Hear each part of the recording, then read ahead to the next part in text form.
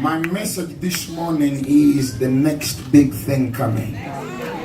Touch your neighbor and say the next big thing coming is seated next to you, but you are taking it for granted. You know, she's not even greeting you. She doesn't know that you are the next billionaire. She doesn't know that you are the next mayor of your town. She doesn't know that you are next president of Liberia. And now look, and somebody say, who? You? You from where? You from where? How will you make it? I said there is somebody seated here that the Lord is going to lift you to a great office. I don't need to shake my head and shake my lips for you to understand I'm prophesying. I won't go. I said somebody is seated here and the Lord is raising you up to a great office. In Jesus' mighty name. So again, look into three people's eyes and tell them, you are. Why do you even tell them? Just tell them, I am the next big thing coming. Say 3 times. The next big thing coming. Hey, break your own news. I said break your own news. Break your own news. Tell them. Don't, before CNN announces it, say it. Before BBC says it, say it. Before billboards say it, say it. And say, I am the next big thing coming. I know they don't believe it, but they will see it. I know your neighbor doesn't believe it, but they will see it. Actually, you'll be surprised your wife that might not believe it. But they will see it. You know, it is something that is surprising when people from far from you don't believe in you. But again, it is a catastrophe when the people near you don't believe that you can be anything. Come on, look at your neighbor and tell them whether your husband believes it. You are the next big thing coming. You're the next big thing coming. Yes, you are not a good cook, but you are the next big thing coming. You don't know how to cook moi moi, but you are the next big thing coming. You don't know how to prepare pepper soup, but you are the next big thing coming. Whether the devil likes it, I am lining you up prophetically. You are the next big thing coming. Shout yay! They will see you. China will see your name. Can I prophesy? England will see your name. France will see your name. Istanbul will see your name. Dubai will hear your name. In the mighty name of Jesus. Your wedding will make headlines in your family.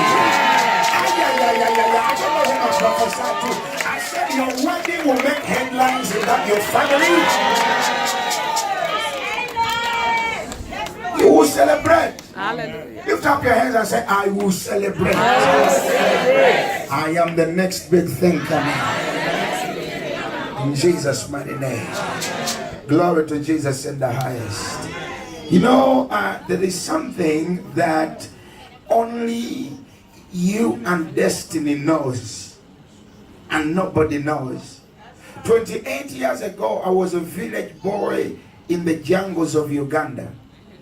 That we were poor on the village, that even the poor of that village called us poor. The poor of that village, they were praying for us. Lord, we are in bad, but please help these ones. Yes, we know we need a miracle, but please help these ones. I remember having my first shoe at 4 years. I was giving my testimony here yesterday. I had my first shoe when I was 4 years. It was a green plastic. They were called they were called sandak. That's the name of them. They were called sandak. You remember those shoes, those kind of shoes? My grandmother bought me my shoe from the market. You know those weekly markets. I don't know whether they are everywhere, but in Uganda we have weekly markets. You hear it that this week it is going to be in the other village, and you run. You hear it that it's going to be in the other village, and you go. So my grandmother bought me my first plastic sandak green shoe. It was, I think, 2 size or 1 size, you know, a little bit bigger than me, and then they put newspaper in front so that my feet, you know, she looked at me and said, you will throw your shoe. Lose your shoe. If you throw your shoe, this shoe is expensive, don't play with it. So she put newspaper so that my feet can be firm in it. That's the kind of family I came from. How did I get delivered? The anointing has the power to break the yoke. And I can tell you, you will break out of every yoke that is around you in the name of Jesus. I said you break out. Lift up your 2 hands and say, I'll come out. Because I am the next big thing coming. The Lord is preparing me. The Lord is preparing me. The Lord is decorating me. The Lord is putting me up in position so that I can be able to move mountains and reach my destiny. Clap your hands and say, thank you, Lord. And that's how I ended up in church. Friday morning, they dressed me up again in my yellow t-shirt, my khaki short that had a black string in the waist to fit me well, and my green shoe.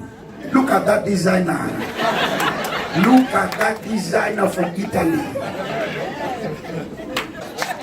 I only have one. Okay, it is well. Let's clap for Ghana.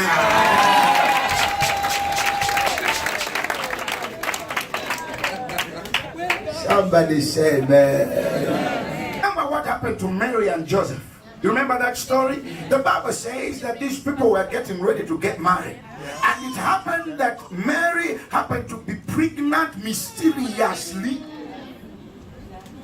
Joseph said, I will not be caught up in this mess. He wanted to run silently. While he was taking the first corner, the angel of the Lord hijacked him. He said, where are you going, young man? He said, where are you going? Come back. Don't leave that your wife, because the pregnancy that she has is of the Holy Spirit. Now look, did Mary call Joseph and cry? Please, Joseph, I'll kill myself. I'll kill myself. I'll kill myself. If you leave me, I'll do something. Let the Lord speak for you. If you believe it, shout amen. Touch your neighbor and tell them that let the Lord speak for you. Be at peace. Be at peace.